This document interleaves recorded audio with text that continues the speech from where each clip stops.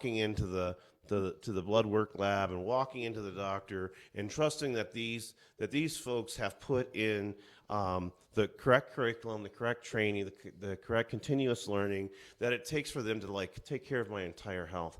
And what I'm seeing locally, what I'm seeing at the state level, what I'm seeing at the national level, is what seems like political and other ideological agendas to open up into places and look in and put their hands in to things that, again, uninformed folks kind of looking into things that they really don't know and understand about.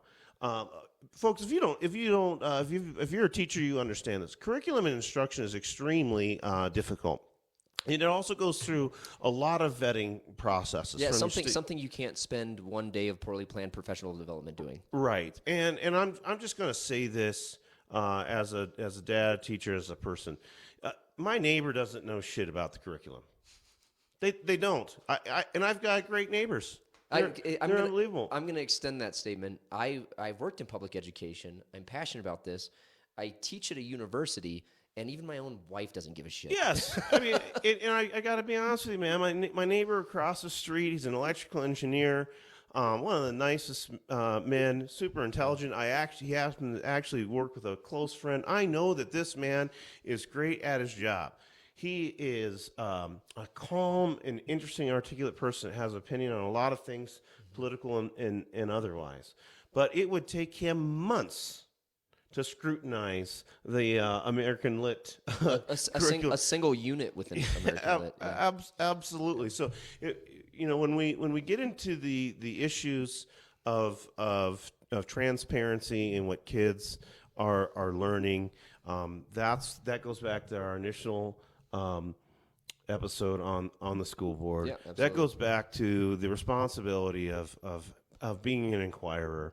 Start with a teacher, ask a few questions, keep an open mind, talk to your principal, and if you need to go to a school board meeting, then go to your school board meeting. But the higher up you go, the less and less the people who are operating, it's just like we talked about with our State Board of Education, the less and less those folks are able to be responsive and be responsible in helping you with your issues. With that being said, well, and that's something, Brett, you and I always talked about is as when we moved into administration, became administrators. The farther you move away from the classroom, the less you know what's going on. Yeah. And so what we don't need is like serious drilling into our schools. What we need actually is to worry more about making sure our kids are getting school on time, are well fed, have been well rested, and have all of their needs met so that they can learn whatever. I work with teenagers. You've worked with teenagers. I've worked 6 through 12. I have not worked K through 5, and I want that to be known by the audience. But what I will say is that a sixth grader carries into a school his or her belief system already. Yeah. And they can learn new perspectives, and they can sure as heck stand up for their perspectives. People, please look closely and think meaningfully about rejecting curriculum scrutiny nationwide. What I will say, though, is back to what you were talking about. School finance, it's public works. You've got to be able to afford your programs. I want every kid to be able to go in and get a school lunch. One reason I want that is because there are kids out there that simply don't School's their primary resource. Yeah, absolutely. and they just don't have the means. The other is because when we went through the pandemic and I wasn't paying for school lunch, my kids ate more school lunch, and that meant that they were interacting with all of their peers equally in a good way. I do have to say that since I started teaching, that good laws around health and nutrition have increased actually the variety, availability, and healthy choices that are a part of school meals. That's part of the legislation in Colorado, is making sure those are healthy meals. But I also, as a responsible citizen, have to say, well, how if I can't get busing, or we have antiquated curriculum resources, I need to know how we're going to pay for this. Right, absolutely. So you had talked about curriculum transparency, Brett. So the next one, next ballot issue, if I want to bring up, is it's actually been proposed. It's been accepted. It won't be on this next election cycle, but it's out of Oklahoma, and it'll be on the election cycle in 2024. But very relevant, germane to the dialogue right now around curriculum transparency. It's Oklahoma State Question 823. And you're gonna have two reactions to this. I already know based off what you just said. So I'm throwing a hand grenade in the room and closing a door and walking away. Awesome. And it's called the Prohibit Banning Books Initiative. Mind you, this is Oklahoma. And it may appear on the ballot in 2024 in Oklahoma. The initiative would add a sentence to the state constitution stating, quote, subject to the advice and consent of Indian tribes and nations on treaty land, no books shall be banned. My goodness.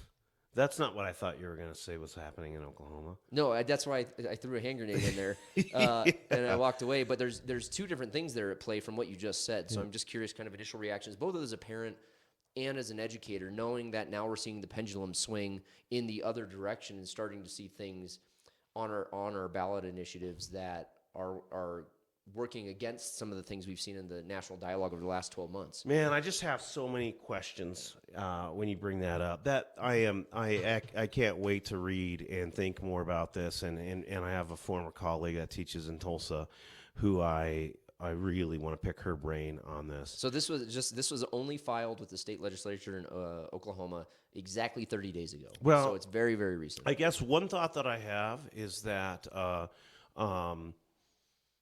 lands that have been designated for American Indians or for specific tribes, First tribes, yeah. are meant to allow those nations to be Autonomous. autonomous and independent. So I think that it's interesting that it needs to even go through a legislator. In theory, we have kind of a conflict there where the curriculum, it would be very hard to enforce any sort of curriculum question on a school that takes place on Indian land. So the way I'm reading this is that it's not just something that is being pushed back against by First Nations treaty land, but would be potentially statewide. Yeah. And so it's kind of an outward ripple effect. I know. Yeah. I think you're trying to catch me in what I've already said, because now you're trying to get, that I like this idea. Yeah. You know that I like this idea. But it was shocking to me when I read it, because for the last 12 months, just when you turn on the news or you read a newspaper or when you even talk to a neighbor, as an educator, you're banging your head against the wall just hearing opinions about curriculum that are just fucking wrong. Yes. You haven't, like I said in our banned books episode, you haven't read the damn book. Yeah. You haven't been in a classroom. You're not even paying attention to what your kid's looking at. Yeah. We talked about this. Learning management systems. When your kid logs online to look at all their stuff, you can see that too. And the people who typically have the strongest opinions are the people who haven't. We can see this as educators. Yeah. We can see if you've logged in to your kid's account. Yeah. And we can see it'll say like, Susie Smith logged in and accessed all of her classes today. Susie Smith's mom has 0 minutes of interaction with the curriculum over the last 8 months. Yeah. Yeah. And so we can see this. And so just kind of being beat up over this for so long in the media and now seeing this swing, it's given me a little bit of hope. Yeah, I like that too. I would like to know if this comes down to a Sherman Alexie book or what it is that like sparked the need to add a sentence. I'm gonna jump in and I'm going to guess. Viewers in Oklahoma or anywhere, tell me if I'm wrong, but my guess is that somebody got pissed off about a book about a diverse voice. Yeah. It was a diverse voice from somebody potentially from a First Nations, Native American tribe, somebody on tree land, and they got upset about it, and they wrote a nasty letter, and then it went to a school board or it went to an administrator, or went to a superintendent, and then people were outraged, like how dare you get upset about a legitimate story. Yeah. Whether it's an article or a book or a comic. Yeah. And so people became outraged that it's gone that far. Yeah, and they're using their sovereignty to leverage legislation.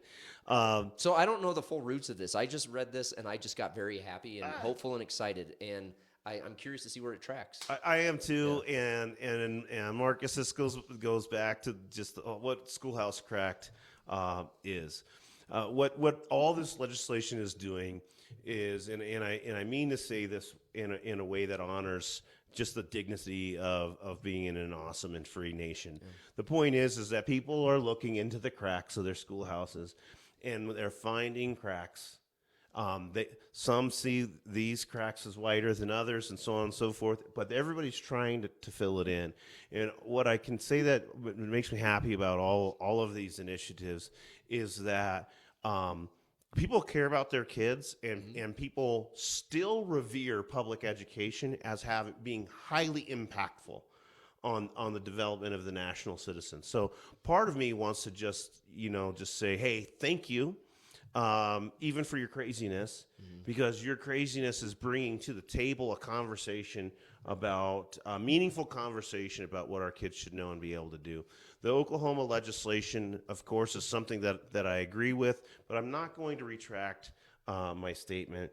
I'm going to go ahead and say to the people of Oklahoma, if I'm going to give the same advice, don't vote for anything that's going to increase the legislature's oversight of curriculum.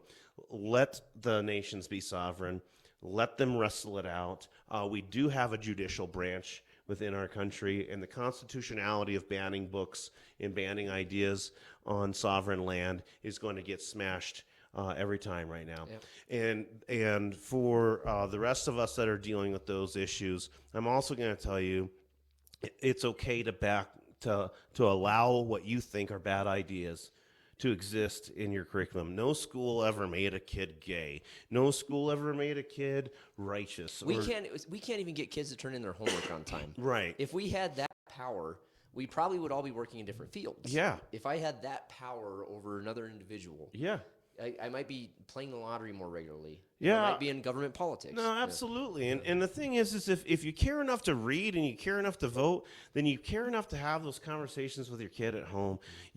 Family values are still the most significant impact. You said it earlier. They have the greatest impact on what a kid knows and is able to do. And what we don't need to do is shield ourselves constantly from clubs or ideas or organizations. What we do need to do, I'm just going to go ahead and say it, and you know that I have a very faith-based background, so just get back to the dinner table. Mm-hmm. Have a conversation. Mm-hmm. If your kids are learning about something in science that you don't think is science, or something that's happening that you think is philosophy or a political agenda, then call up the teacher and tell them, my kid's not doing this assignment. Here's the state standard. What's the alternative for them? Yep. And keep the hands of special interest groups and polarized people out of your school. And so since you say that, there's one last ballot initiative I want to bring up. And I know you don't even need to respond to this because I know you're going to agree with it. But there's one out of California, Proposition 28, to pull out $1 billion from the state's general fund to fund music and arts education in schools, where the schools get to choose how to spend that money. Yeah. And it has the backing of Dr. Dre. So I'm voting for it. Yeah. I don't live in California, so I can't vote for it. But yeah, I think, and this goes back to an earlier episode, everybody's knee-jerking right now about state test scores and shit in a brick. Well, everybody experienced the pandemic. Yeah. We knew scores were going to go down. If you're surprised, then you weren't paying attention. And so we're dropping money and spending time and planning poorly designed professional developments that were built probably on a Friday to be delivered on a Monday by people who don't know what they're necessarily doing. And that's where we're devoting all our resources. So good on California for not forgetting that we do have a well-rounded education system. And if we all freak out about math and reading scores, we're going to lose a generation of artists, musicians, critical thinkers, stage performers, people who influence our culture and our society. Can't remember the last time I said good on California, but in this case, I do. Folks, I'll just put it to you this way, and just to have a softer side. Long week this week as an administrator and an athletic director. I was away from home just a ton, and just quite worn out. And it was my opportunity to go to a band concert at my middle school. And I didn't want to be there. It was late. It was later than I wanted to start. It was on Thursday night. I prefer to watch the NFL on Thursday night. Haven't all those games been terrible, by the way, on a Thursday? At least the Broncos. Sorry. Yes, but I still love it. I still love it. But the point is I you know, I'm at the band concert, and I don't know, 75 kids in our school are in the band, and I didn't know it. I think some And of they're them, actually playing. They're all playing instruments, yes, and not just triangles and yes, recorders. and their Yeah. parents.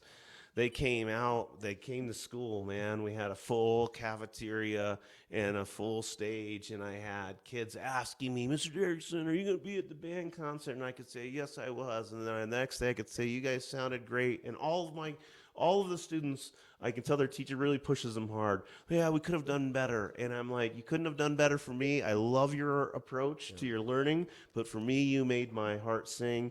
The point is that you and I can say this, literally, it's not an opinion, it's a fact.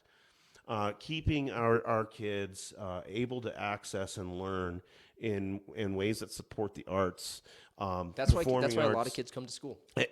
Absolutely, and it was really wonderful because those kids and those arts, it's performance-based. Folks, anything that's performance-based in education, please support it because those kids get immediate feedback on their work. The growth in their learning is so much higher than in other areas, and it was just, they were dressed all up. Like, I couldn't have been more excited. So California, I take my hat off to you because this is what I said at the beginning of the episode. Folks, do pay attention to any ballot initiative that does cost your state money because somebody's going to have to pay for it.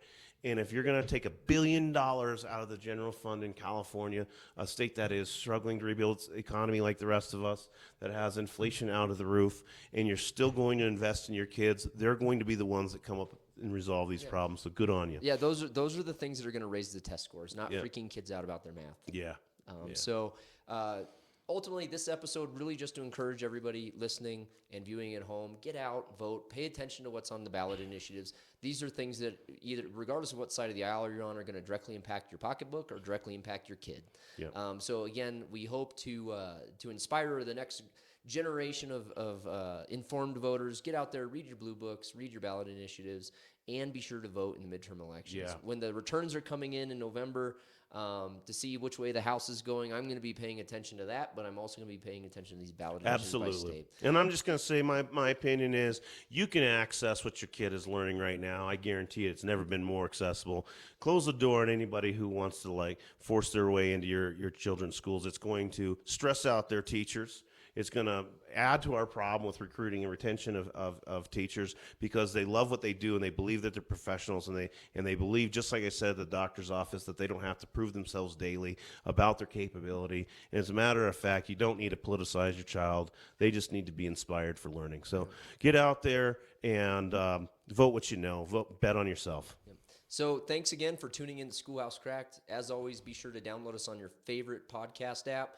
Like us and subscribe to us on YouTube and send us your thoughts, comments, and feedback at schoolhousecracked@gmail.com. With me, as always, is Mr. Brett Derickson, survivor of poor PD this week, but inspirer of young minds, supporter of those in the creative arts and athletics. Yeah, and my good friend Dr. Marcus Motor Chandler, who's reading up on the whole country right now.